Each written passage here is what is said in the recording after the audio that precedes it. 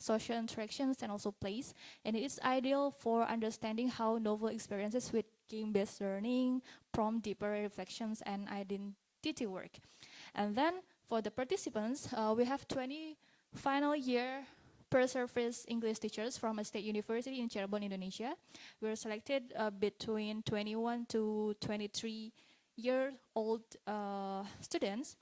90% of them were female and 10% of them were male. And then all had used at least one GBL tools or game-based learning tools such as word wall, quizzes, etc. during their teaching practicum. So we use actually the purposive sampling because we try to find the students who are implementing the game-based learning activity in their teaching practicum. And then for the place, the context is the diverse placement in both urban and rural schools. So because in Cirebon, we have some urban schools and also the rural schools that have the different conditions. And then, next. So we collected some data.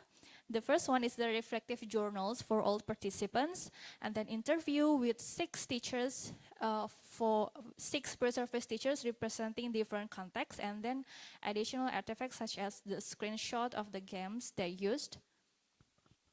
And then for the analysis, we conduct 3 stages analysis. The first one is the story collections, and then story analysis and retelling. And then the next one, we have find 3 emergent themes from the research. The first one is the fostering student engagement, and then developing pedagogical creativity and adaptability, and the third one is navigating classroom management and contextual constraints. So let me walk you through each theme with direct excerpts from the participants.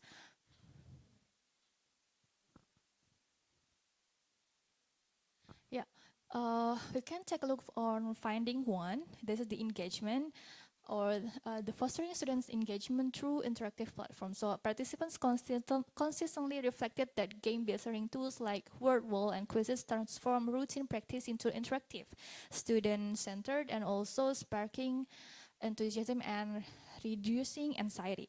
So these are some quotes or some opinion from the participants.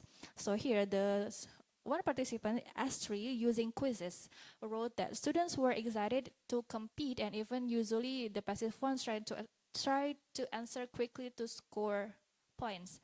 And then another participant who used word wall shared that I choose the quiz features as an activity to evaluate the students of learning to make students more interested and easy.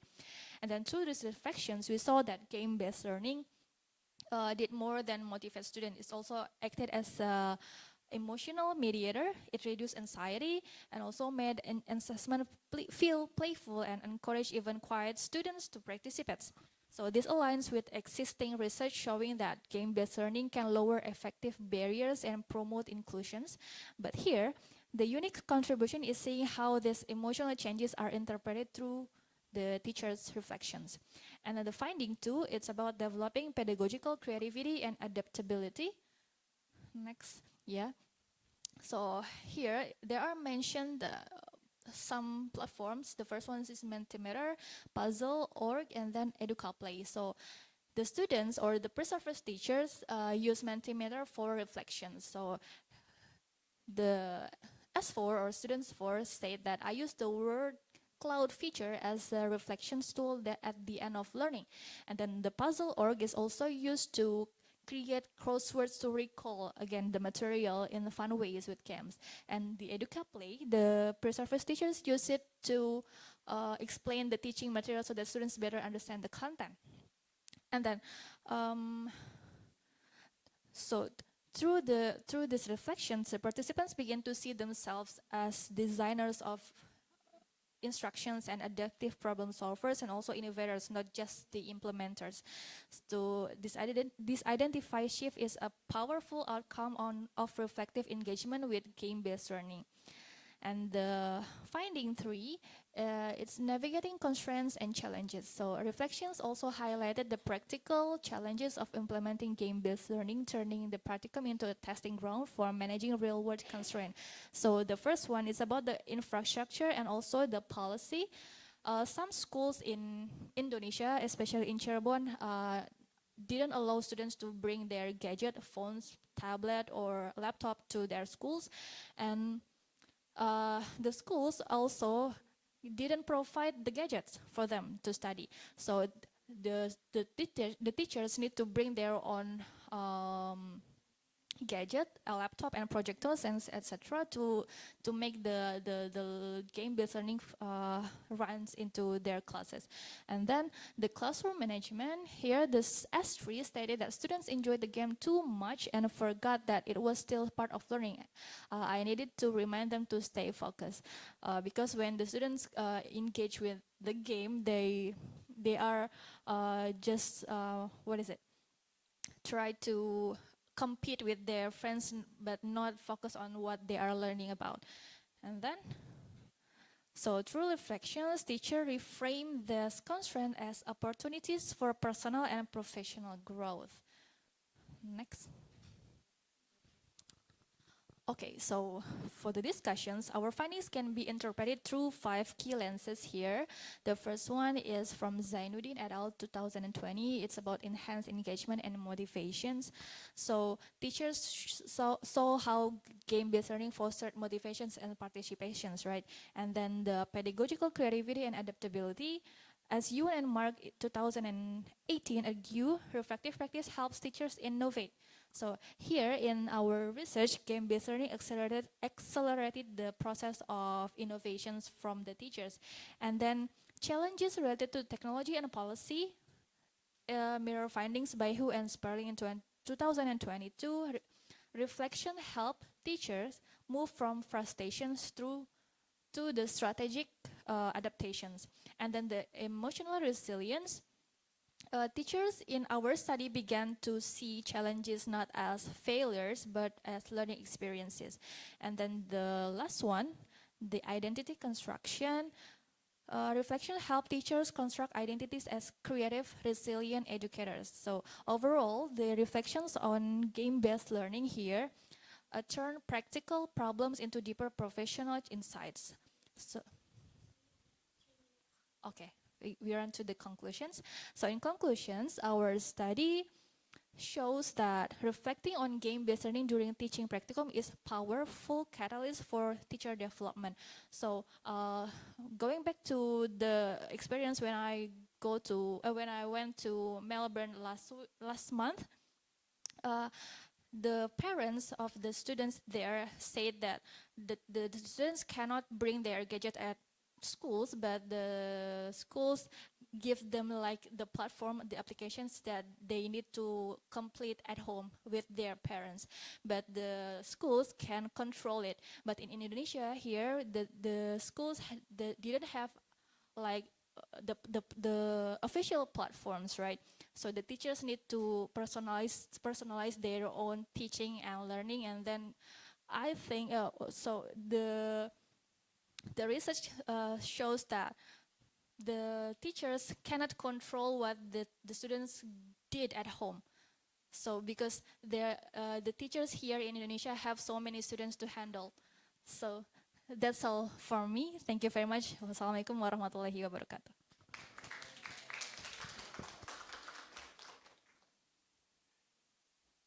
Thank you so much for that insightful, well-presented talk. Now we will move to the Q&A sessions. If anyone from the audience has a questions, please raise your hand and mention your name.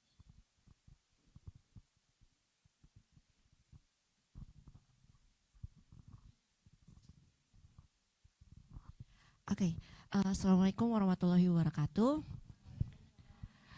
My name is Nurfitri Habibi, and actually, this is something that I did back then. I mean, like, when it was in 2022. And then based on my experience in using quizzes and also learning apps and another game-based learning, when I applied in my classroom, well, they actually really show that have was a significant involvement in learning in the classroom. However, when I check their understanding, there is no significant correlation with their understanding. I mean, like the motivations when they are learning in the classroom doesn't reflect their understanding in the material that we taught, that I taught in the classroom. So, what do you think about that kind of situation, anyway? Okay, Miss Fitri.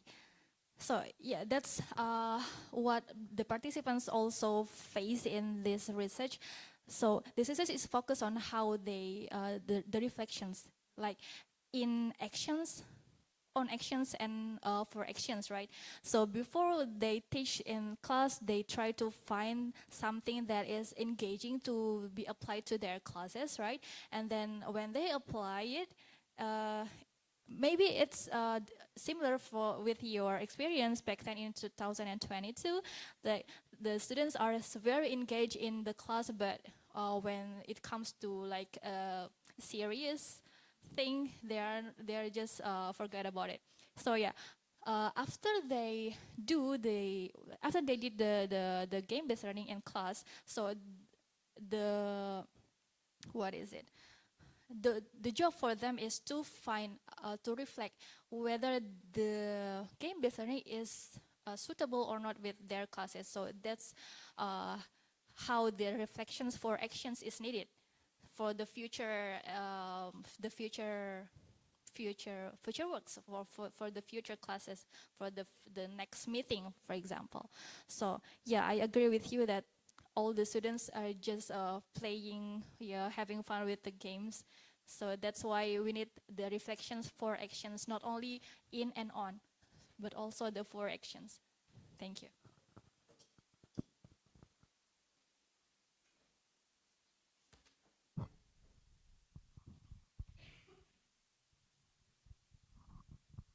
Okay, thank you for your clear and thorough response, Miss Emma. Is there any questions, everyone?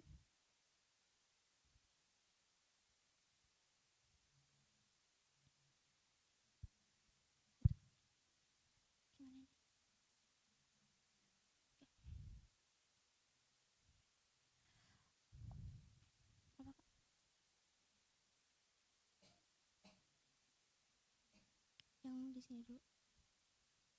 Okay. Next to the next presenter is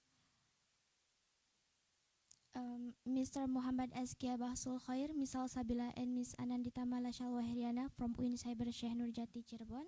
Their presentation is titled AI-Assisted AQRF Evaluation of Grade 12 English Textbook in Indonesia's Kurikulum Merdeka for Edu-Revolution.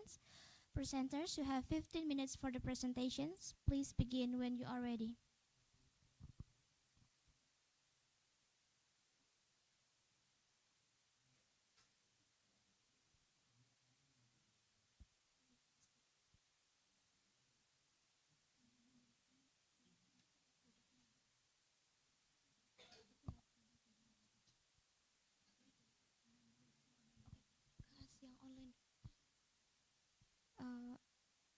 I'm sorry.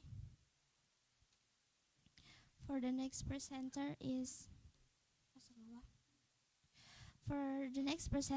Miss Let Hituyat Pong and Mr. Leng Nguyen Nguyen from VIA English Academy Center, Vietnam. Their presentation is titled Innovating English Reading Instruction, Integrating ChatGPT and Digital Multimodal Compositions within a Flipped Classrooms.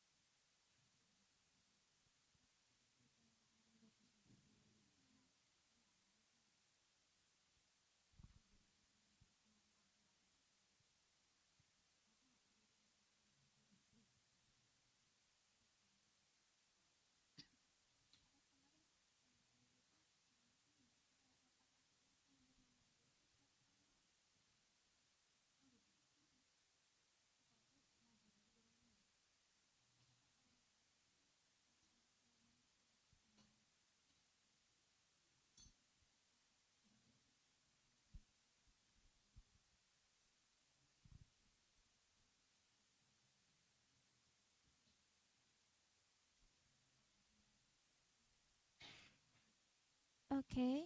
For for the next presenter is Miss Let Hee Thoyat Pong and Mr. Leng Nguyen Nguyen from VIA English Academy Center, Vietnam. Their presentation is titled Innovating English Reading Instructions, Integrating ChatGPT and Digital Multimodal Compositions Within a Flipped Classrooms. Presenter, you just have 20 minutes to deliver your presentations, including the Q&A. The time is yours.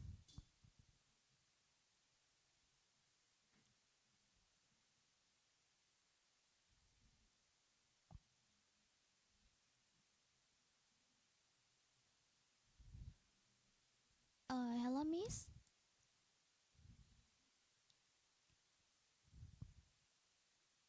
Yeah. Can you hear our voice? My voice? Yes, I can hear you clearly. However, my presentation is not my presentation. My name is Nguyễn Thị Như Ngọc, and you have just introduced another name from Vietnam.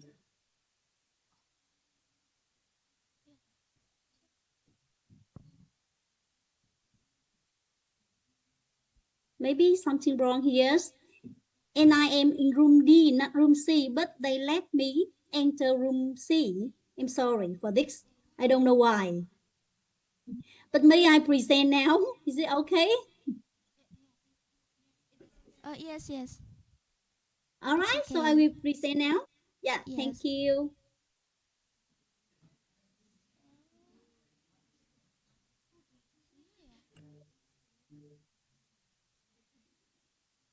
Can you see my slide?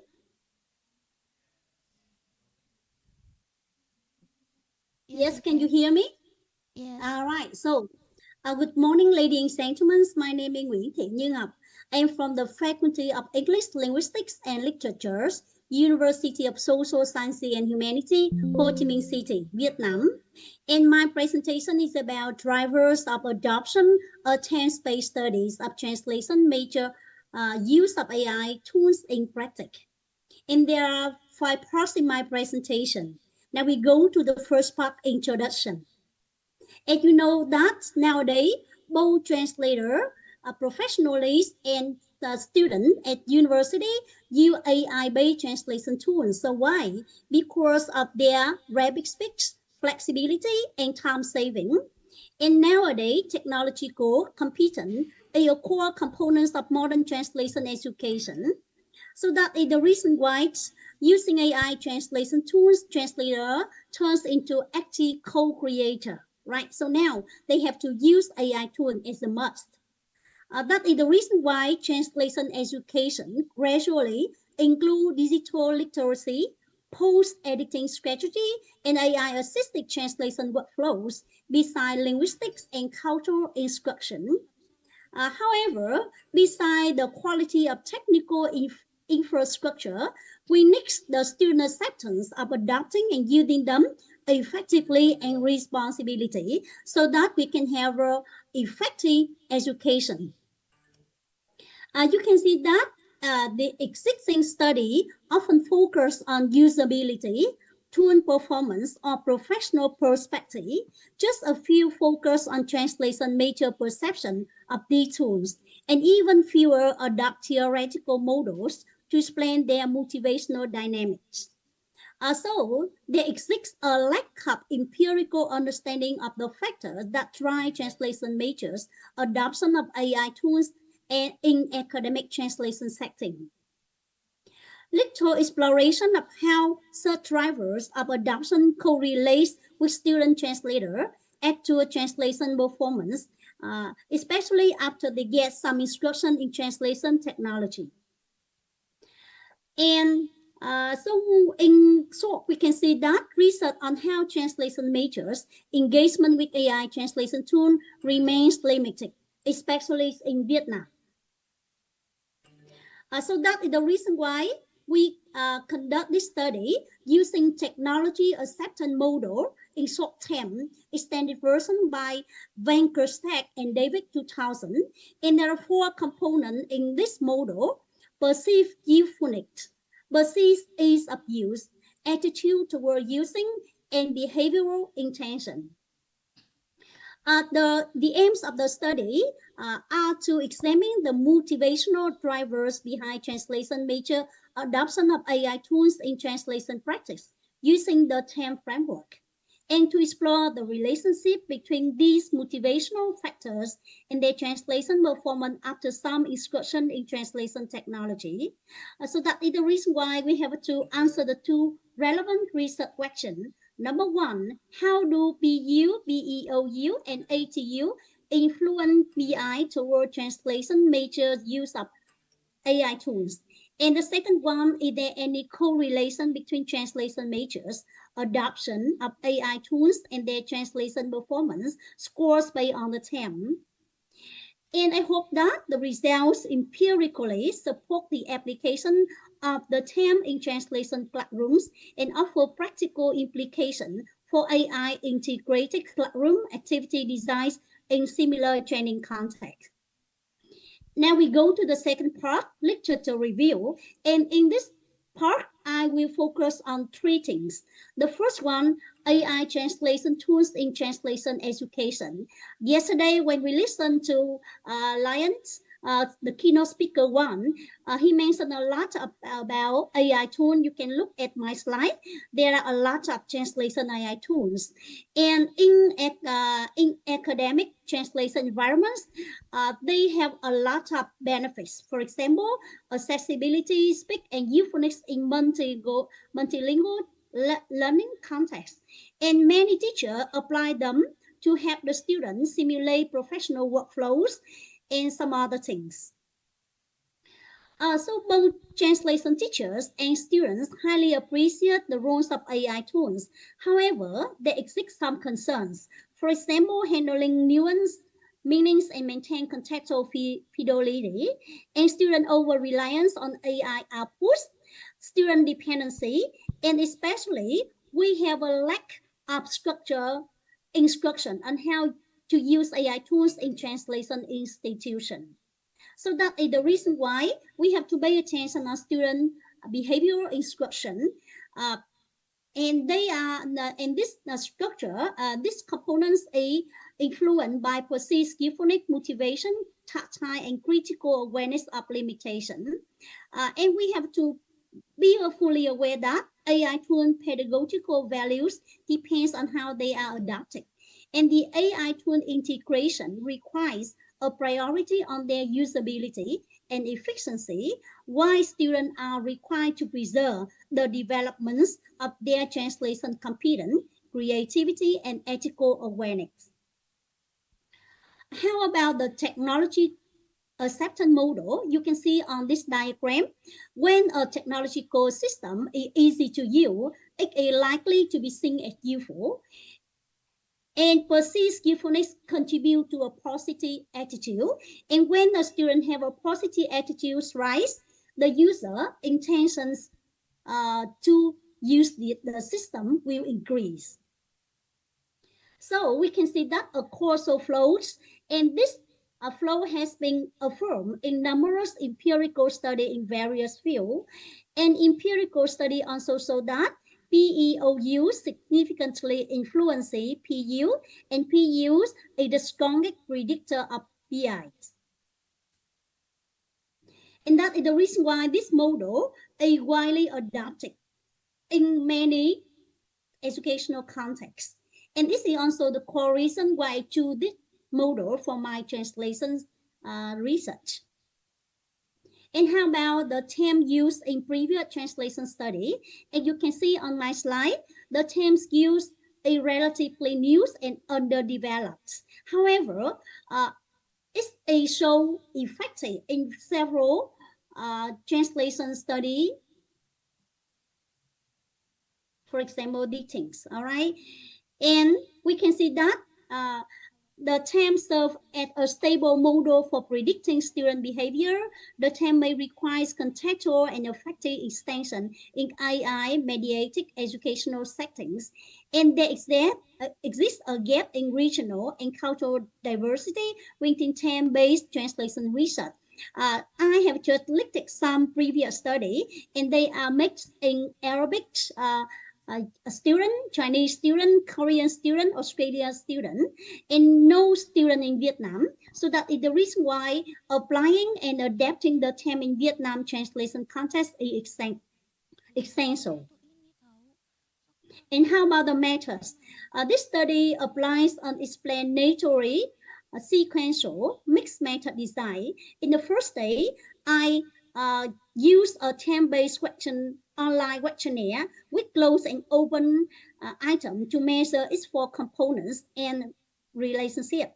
And in the second phase, the score sets of the student translation performance in two courses, once in using technology in translation and once in translation practice, so that I can assess the potential correlation between their academic outcomes and their level of perception and usage of AI tools. How about the participants? They included 55 third-year Vietnamese who are learning English, right translation, at a public university in Vietnam, and they had attended courses in language skill, English linguistics, translation theories, and basic translation, so that they have foundational knowledge and skill and ensure a homogeneous background. And for the intervention, I asked them to attend the two courses I have just mentioned using technology in translation so that they get familiar with AI tool and they will apply them in the second core translation practice. And this is the description of the research instrument. You can see that in the questionnaire there are two sections. Section A, we have a 16 5-point Likert scale item to explore what they think about AI tools with 4 questions for each of the 4 term components, and 4 open-ended questions to further explore the experience in adopting AI tool in their translation practice. And for section B, I have 4 items to explore the common AI translation tool used by the participants and their score in the 2 courses. And each section will answer the 2 research questions. Section A answer research question 1 and section B answer research question 2.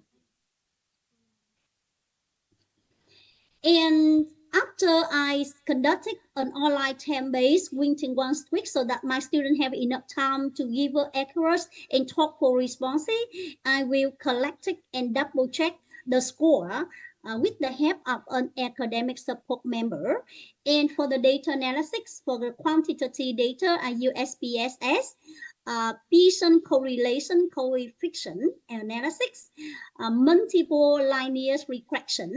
And for qualitative data, I use thematic analysis through NVivo. And for translation performance score, I use Pearson correlation text and comparison to determine the extent of improvements and to correlate the changing with term-based perception. And this is the results and discussion part. You can see for research question 1, we have a 16 item, and the means vary from 3.63 to 4.31. It means that the student choose agrees and strongly agrees. They have a general positive perception, and the standard derivation come from 0.6 to 0.7. This means that the student have a moderate agreements. However, for item 9 to 12 related to attitudes, we have a low, means, and high standard derivation. This means that the students have a tentative support, but they have a lot of concern or expectation about using AI tools. And the total score for the 4 components support the 16th item. We also recognize that ATU has the lowest means and the highest standardized derivation. So it means that the student have more divided attitude. The relationship between ATU and SPIs is strong. It means that the student, if a student have a positive attitude, he or she will have a greater intention to use AI tools. However, the correlation between PUs and PEOUs is rather weak. It means that there is a limited connection between AI tools, ease of use, and their usefulness. And for this regression and correlation diagram of the 10 pass model, you can see that AI ATU, it means attitudes, E the strongest influence on PI. And it's also confirming the central roles in the 10 frameworks as mentioned in many previous studies. And the quick PU and PEOU correlation refer that the translation major may independently accept euphonics and ease without blending them. It means when the student find that an AI tool is easy to use, it doesn't mean that it's useful, but it requires many other things. And for the qualitative finding from the open questions, we have analyzed into many teams, and we discovered that the students have an active adaptation of AI tools with a high appreciation of PUs and PEOU. And the findings also highlight some concern about ATU. For example, you can see that the student say that they have a concern about the over reliance, about the erosion of their competition, etc. Okay, and the final item 20, you can see that students have a positive perception of behavioral intention, although they have some great concern, but many of them, 39 over 55 students, think that they have a general intention to use AI in their future careers. Excuse Yeah. me, Miss. Yeah. Just a gentle reminder, we have 5 minutes remaining. Okay. You All might right. conclude your key points and Yeah. continue to the Okay. Q&A. Okay. Thank you. And for the final questions, research question 2, the top AI used in Vietnam is ChatGPT, Google Translate, and Traders, maybe because of their accessibility and easy to use.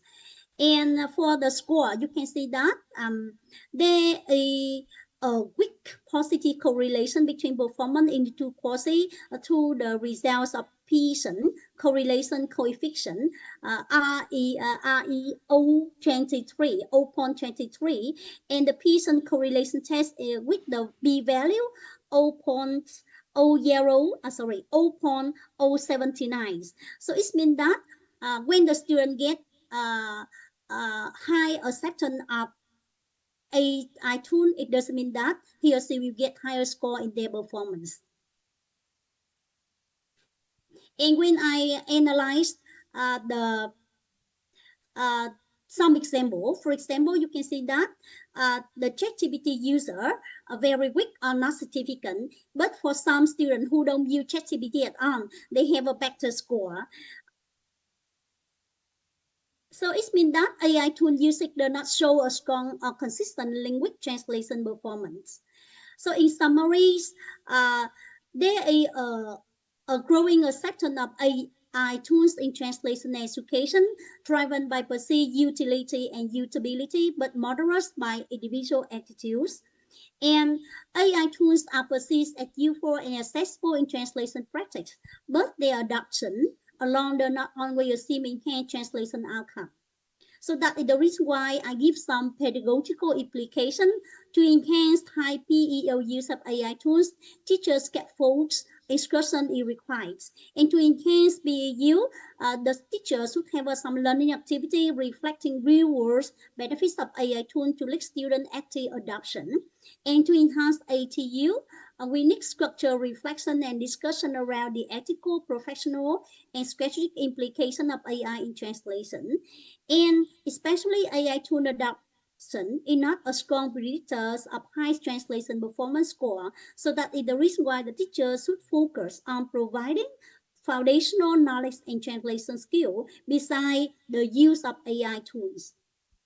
And because the sample size is limited, just 59 students, so it may affect the detection of significant relationship between AI tool adoption and translation performance. So I hope that in the future, we should have more some research with larger and more diverse samples and longitudinal research so that we have a better generalization.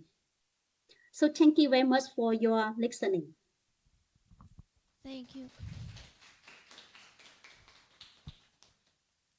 Thank you, presenters, for your very interesting and relevant questions. If anyone from the audience has a question, please raise your hand and mention your name. So maybe I focus on translation.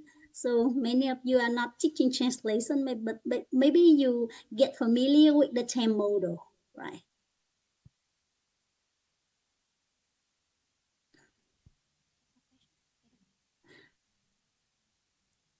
So in the future, if you are interested in translation between the English and Indonesian's language or Vietnam's, you can contact me and we can have some project.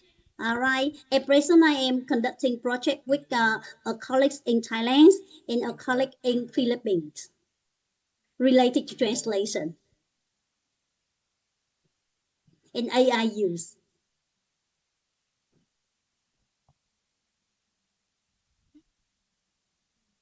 Okay.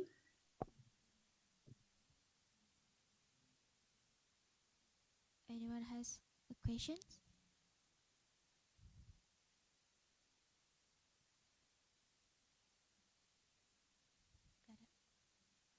Right, so thank you very much for your listenings. Maybe in the future, if you are interested in translation, we can have a more discussion.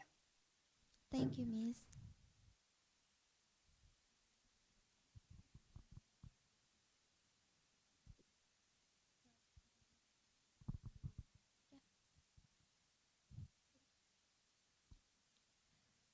Thank you, Miss, for your presentations. Thank you.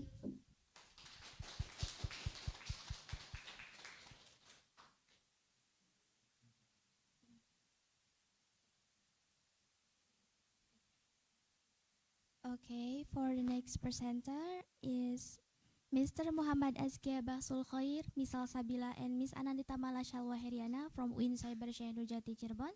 Their presentation title is as AI Assisted AQRF Evaluation of Grade 12 English Textbook in Indonesia's Kurikulum Merdeka for Edu-Revolution.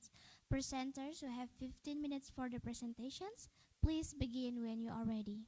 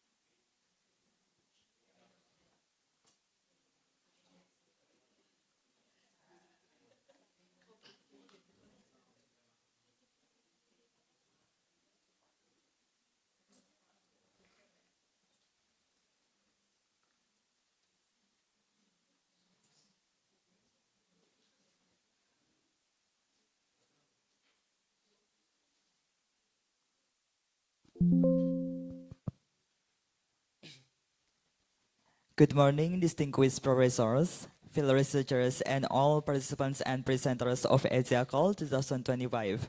It's really an honor to be here today, sharing academic space with such inspiring minds from across Asia and beyond. My name is Muhammad Azkiya Bahtsulkhoir, together with my partners Salsabilla and Anandita Syalwa Heryana. We're from io.uinssc, Nurjati, Cirebon, Indonesia, and we're delighted to present our research paper entitled Exposing the Gap, Artificial Intelligence Assisted AQRF Evaluation of Grade 12 English Textbook in Indonesia's Kurikulum Merdeka for Edu-Revolution.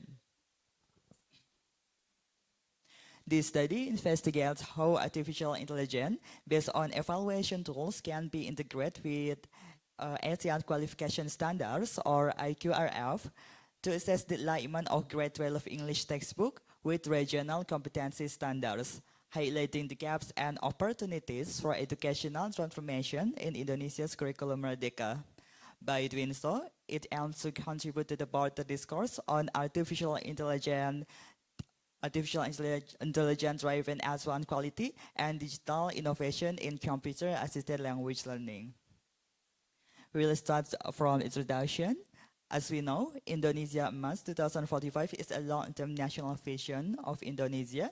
That means it's not just about having productive population, it shows the big chance to help this country grow. However, the budgeting cuts in crucial sectors like education, as stipulated in Impress number 1, 2025, threaten this potential by limiting the development of knowledge, skills, and potential necessary for sustainable growth. Strengthening human resources, particularly drug English language proficiency, become crucial to achieve sustainable development goal number 4 on quality education. By mastering English, someone can engage in international communication, knowledge transfer, and also global competitiveness.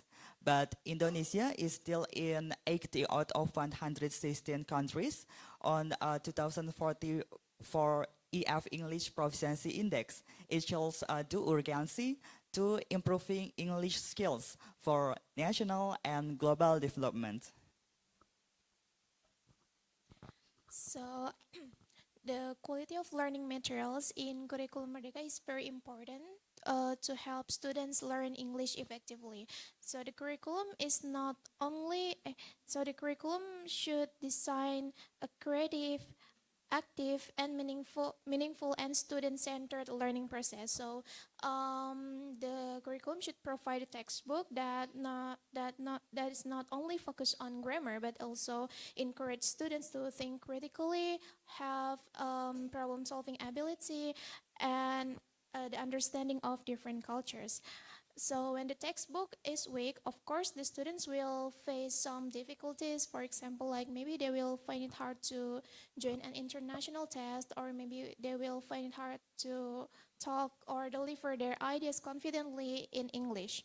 And the situation, of course, can slow down Indonesia's vision to create creative and smart human resources for Indonesia Emas 2045.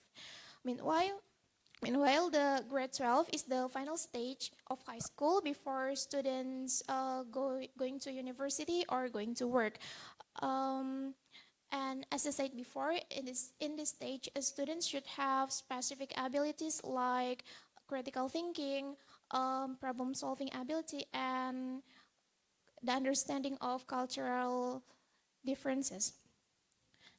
So we can conclude that the textbook in grade 12 also should meet with level 4.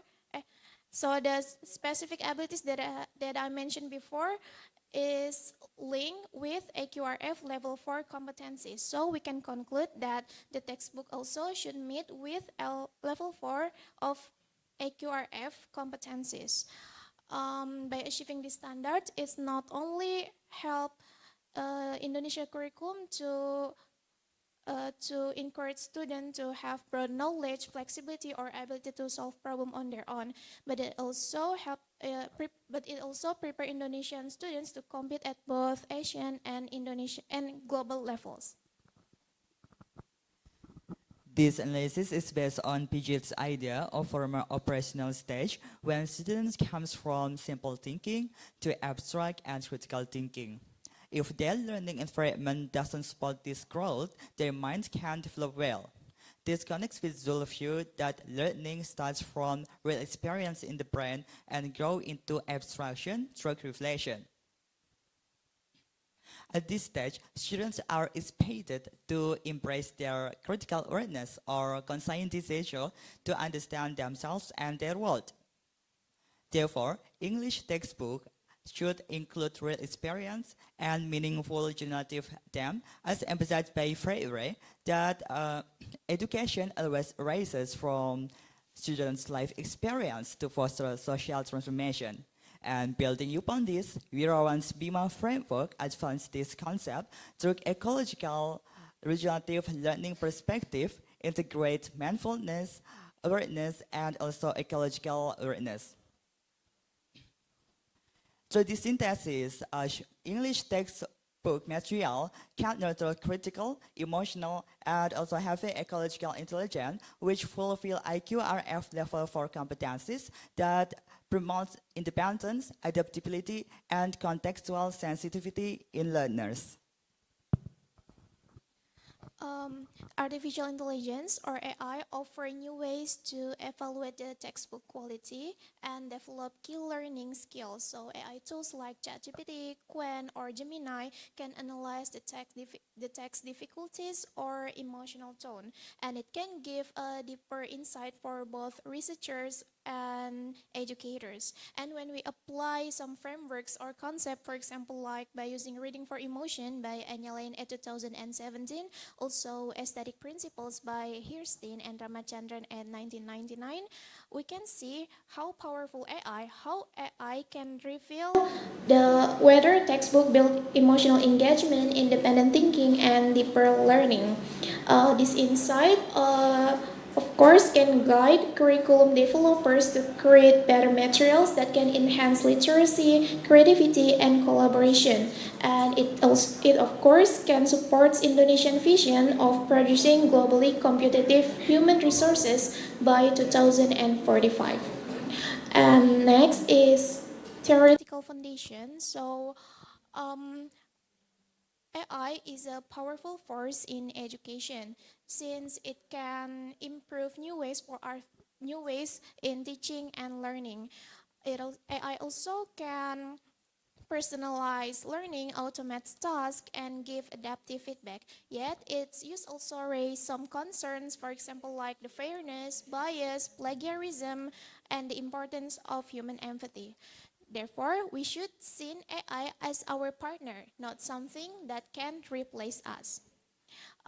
Recent studies show AI's growing role in assessment, creativity, and collaboration. However, few studies have examined AI as an evaluator of national textbook or compared models like compared models use ChatGPT, Qwen, and Gemini. And to fill this gap, this study used reading for emotion, aesthetic principle, and AQRF competencies to explore how AI can assess cognitive, emotional, and aesthetic aspect. It aims to discover how AI can complement human judgment to improve English textbook in Indonesia that should meet with AQRF level 4 competencies. Next slide.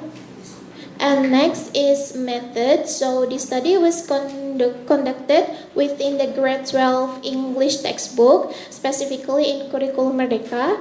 And we focus on one of the narrative texts. The title is The Breakers of Limitation by Gurung Mali at pages 13 until 17, and as a pilot study, we analyzed the text itself without human participation as learning material designed to build cognitive, emotional, and aesthetic aspect that align with AQRF level 4 competencies.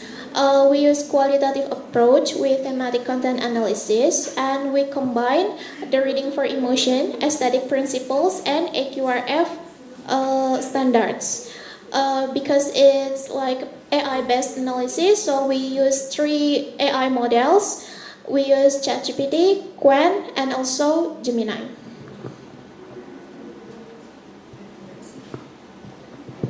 Artificial intelligence models like ChatGPT, Qwen, and Gemini will analyze the breakers of limitation of Great Valley, which tells the story of Nayoro and his fellow villagers in a remote area of Southwest Borneo who face challenge not having electricity at night.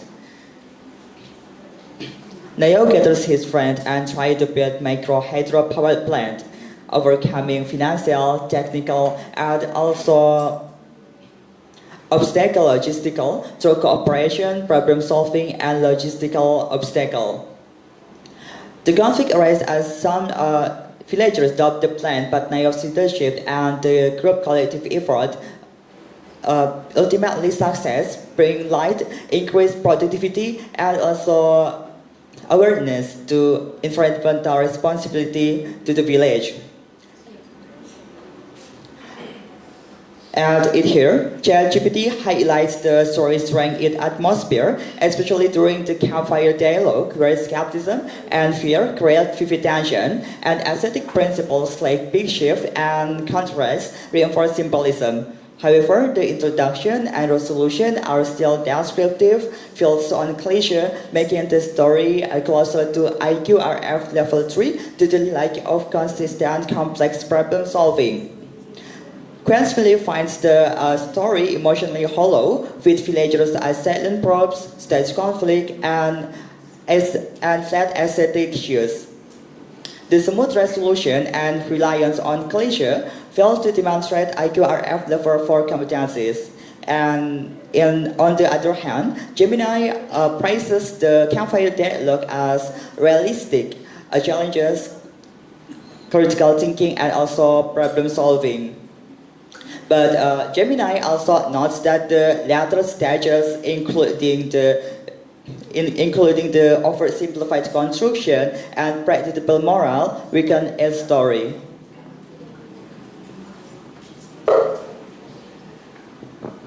Okay, let's move to the discussions. Across all AI analyses such as ChatGPT, Qwen, and Gemini, the initial conflict that shows higher order thinking and tensions, but later passes descriptive and predictable. The initial conflict that shows higher order thinking and tension, but later passes descriptive and predictable. Integrating reading for emotion by Anil at 20 and 17, and aesthetic principles by Ramachandran and Histen that shows textbook can guide us emotional resonance, stimulate cognition, and create meaningful aesthetic experiences. Writing a textbook becomes thus both artistic and cognitive, helping 12 learners develop critical thinking and adaptive reasoning consistent with Piaget's formal operational stage. The Bima framework by Wirawan at 20 and 45 complement this by fostering mindfulness, empathy, and knowledge consciousness, while Zul at 20 and 11 explained that into integrating our feeling, thinking, and perceptual through mental imagery.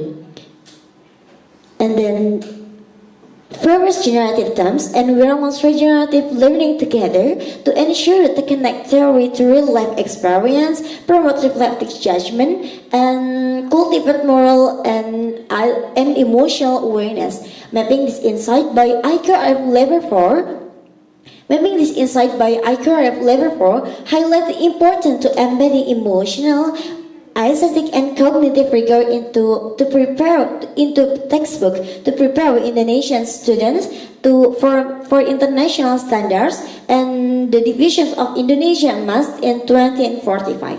The conclusions is this study demonstrates that AI models such as ChatGPT, Qwen, and Gemini can serve as effective tools for evaluating grade 12 curriculum Merdeka English text, particularly the breakers of limitations by Gunung Mali, using reading for emotion by Anialaya at 20 and 17, and neurostatic principles. These models reveal that while that textbook offers cultural and narrative value, it only partially fulfills AQRF level 4 competencies in higher order thinking and emotional depth. Ideally, Textbooks should be generative and performative. As language games, they not only transmit knowledge but also were the repetitions and interpretation of textual meanings. Continuously shape learners' identities and worldviews. Continuous engagement with such texts can cultivate abstract reasoning, ethical awareness, and critical consciousness, preparing students to contribute to Indonesian Mass 2045 vision while supporting SDG 4's vision of inclusive and quality education for all.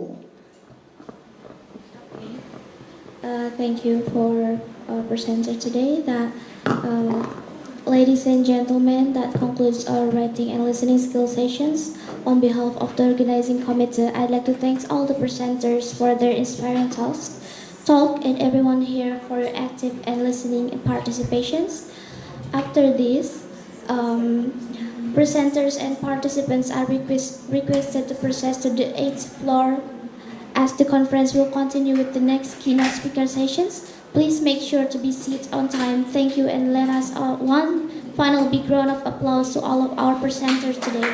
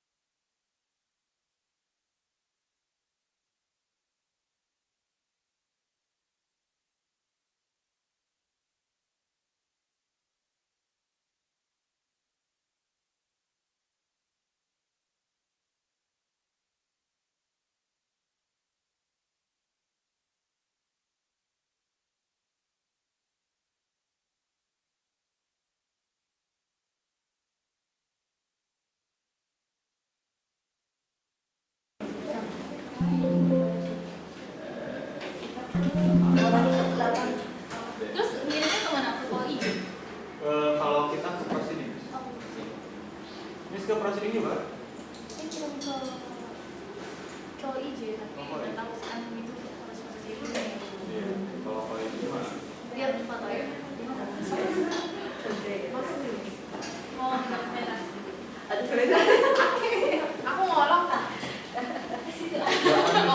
Sana saja. Kenapa kalau bisa ngolong? Jadi kali ya. Ala-ala aja. Jauh banget kan di sini mau lihat. Kamu bisa Ya, sini, Mas. ngolong. Oh iya, boleh di situ. Ngolong aja deh, Miss. Nggak muat deh. Muat. Harus ke lantai kan sebenarnya. Udah selesai kan ini paralelnya ya? Iya. Kamu nggak usah keluar ya?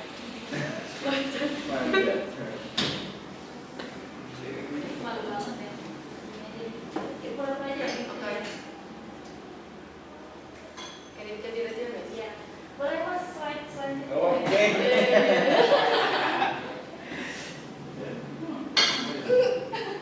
Ala-ala ya, Mas ya? Bener. Dan sekarang yang beneran aku punya pertama lagi, Mas. Masih ya, Bang. Nah, ini yang bener ya. 1, 2, 3. Yang tiganya nih. 1, 2, 3. Jadi berapa? 1, 2, 3.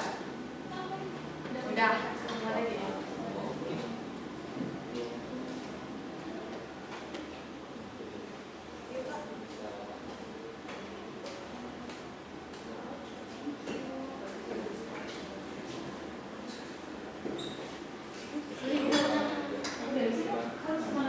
Ke atas lagi. Oke, Miss.